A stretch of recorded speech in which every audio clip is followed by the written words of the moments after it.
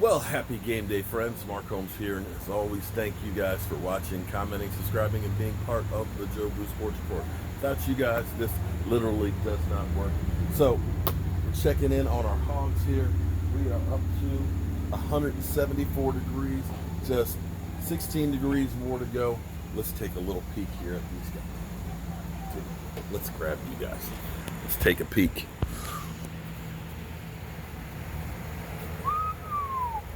Look at that bark on those bad boys. Couple more hours, they'll be ready.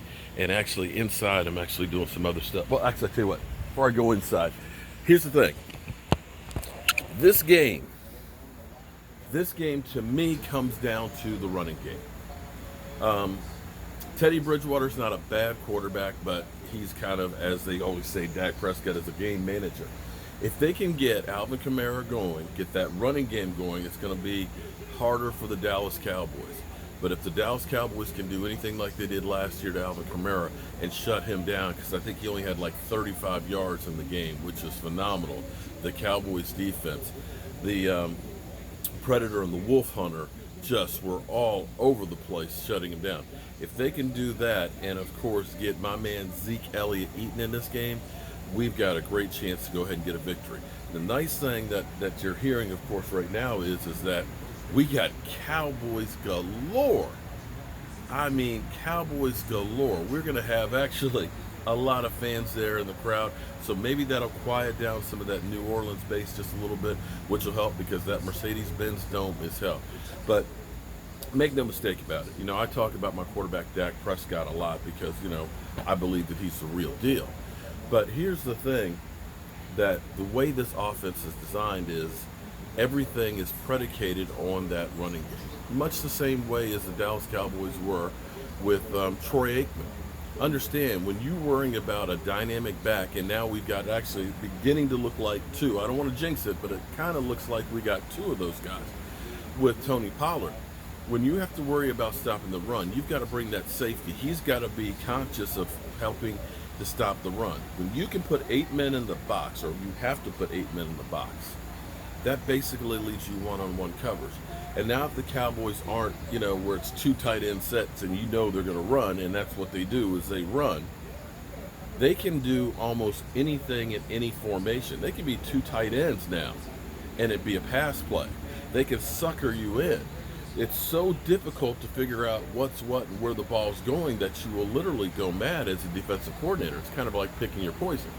Now, if they can stop the run, that makes it a little more difficult, of course, for the passing game and the Cowboys offense. Because if they're not having to put 8 men in the box to stop that run, if they can get away with 7 men in the box and have that extra guy in coverage, now all of a sudden it evens things up. So what we've got to do is we got to get Zeke going and have teams worried about stopping Zeke. So here's what I want to do. I want to actually show you guys a little bit here.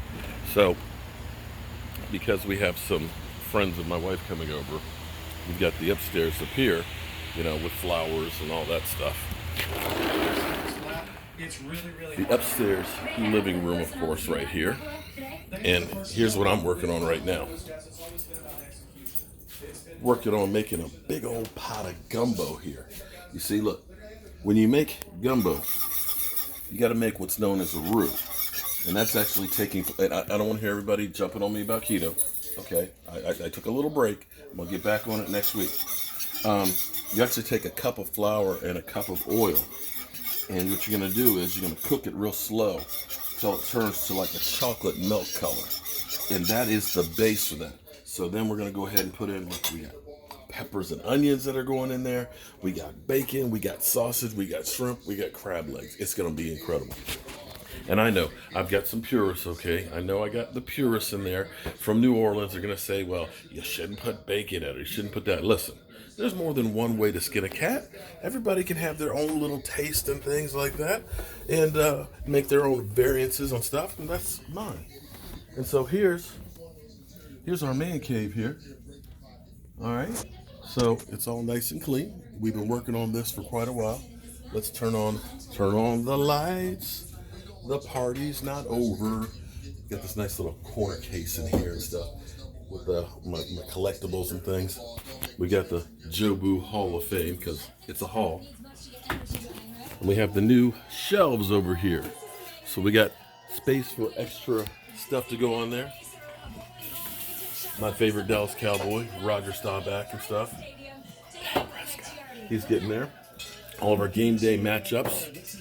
And now we have all the autographed Jobu jerseys that are up on the wall here. So it's a collection, as my wife always says. It should be, so it's a collection of things.